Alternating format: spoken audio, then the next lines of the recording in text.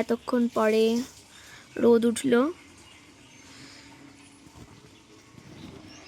আমাদের গাছের ফুল, যেগুলো আর কি মাথায় দেওয়া যায়, দারুণ সুন্দর দেখতে হয়েছে।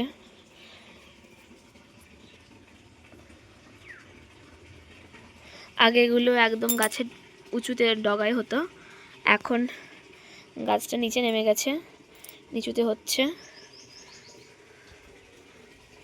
সব গাছই কেটে দিয়েছে আমাদের বাড়ির। রোদ উঠেছে, এবার আকাশটাকে ভালো লাগছে দেখতে। বেল গাছ আমাদের,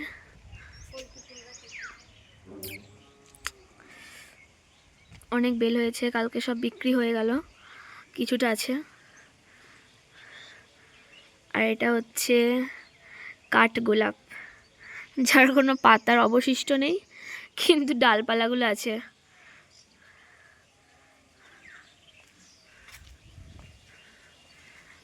আমাদের বাড়ির সামনে পুকুর।